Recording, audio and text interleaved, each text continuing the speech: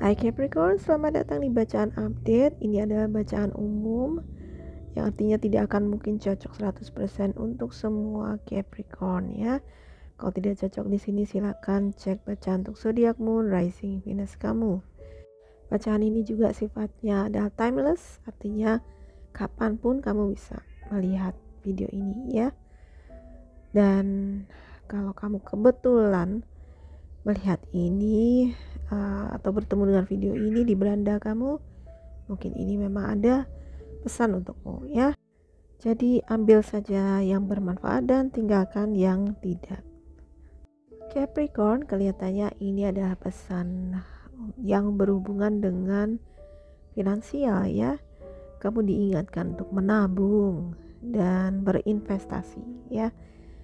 Nah, mungkin sekarang bukan waktunya untuk menghambur-hamburkan uang atau mungkin dikurangi belanjanya atau kegiatan-kegiatan yang konsumtif ya. Pilah-pilah dan lebih banyak berinvestasi atau menabung, karena dengan begitu ini adalah salah satu kunci meningkatkan kualitas finansial atau menuju kebebasan finansial kamu ya. Ini juga bisa berarti kalau bukan hubungannya dengan uang, artinya mungkin menabung sesuatu yang baik ya, kebiasaan-kebiasaan baik atau hal-hal baik apa yang bisa kamu lakukan, dan itu nanti sebenarnya merupakan tabungan perbuatan baik. Dan nanti ya, hukum semesta ini apa yang kita lepaskan itu akan kembali kepada kita.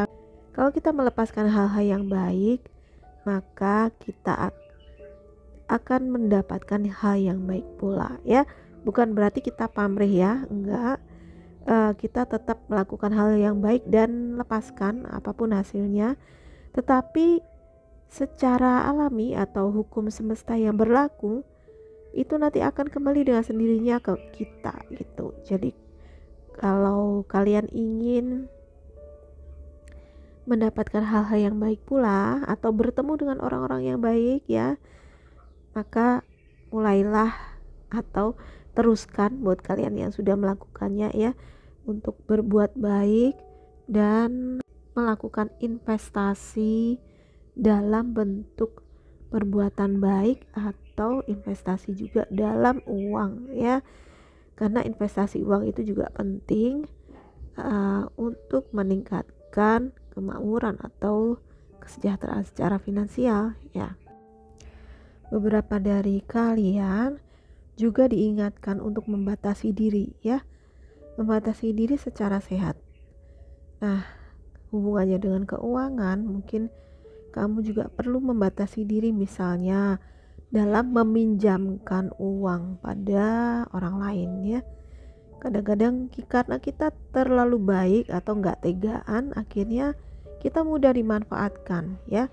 Ada saudara, keluarga, teman yang karena tahu kita nggak tegaan lalu pinjam duit. Nah, karena kita nggak tega juga, ketika mereka tidak segera melunasi hutangnya, kita diem aja. Wah, itu kan rugi sendiri ya. Jadi tetapkan batasan yang sehat tentang keuangan. Seberapa jauh atau seberapa besar kamu bisa membantu misalnya keluarga atau orang-orang terdekat kamu yang memang mereka membutuhkan bantuan secara finansial ya. Karena kadang-kadang ketika kita tidak punya batasan yang sehat, lalu kita terlalu baik, malah kita dimanfaatkan oleh orang lain. Nah, jadi pilah-pilah ya. Kamu juga bukan berarti pelit ya, bukan, tetapi atur keuangan seberapa yang buat nolongin orang lain dan seberapa yang harus kita keep, kita pertahankan buat misalnya menabung ya atau investasi tadi ya. Nah, hal ini tuh penting sekali karena sekarang kan banyak generasi sandwich ya, kita disebut generasi sandwich, di mana kita mesti menanggung hidup dari orang tua atau keluarga besar kayak gitu ya. Nah, atau yang mungkin sudah tua atau sudah harusnya pensiun masih menanggung hidup anak-anaknya. Nah, kita mesti ya mau tidak mau kita harus atur keuangan ya. Karena kalau tidak ya bagaimana kita bisa mendapatkan kebebasan finansial gitu. Kita mesti batasi seberapa besar kita bisa bantu dan yang lain kita gunakan untuk menabung, untuk berinvestasi dan tentu saja untuk kebutuhan kita pribadi ya. Dan itu tidak salah sebenarnya ya. Bukan sesuatu yang salah ketika kita memang menetapkan batasan secara finansial. Batasan lagi selain finansial adalah secara apa? Misalnya kita membatasi orang lain untuk turut campur dengan kehidupan kita. Seberapa kita mengizinkan mereka untuk mencampuri urusan pribadi. Nah, ada ranah atau ruang-ruang yang pribadi yang seharusnya memang orang luar itu tidak turut campur. Tapi sekali lagi kadang-kadang orang yang gak enakan lalu membiarkan saja ketika orang lain yang mengambil keputusan untuk hidup kita. Wah, kalau seperti itu kan bisa runyam ya. Artinya ya kita mesti mengambil kendali untuk hidup kita sendiri. Jadi batasi seberapa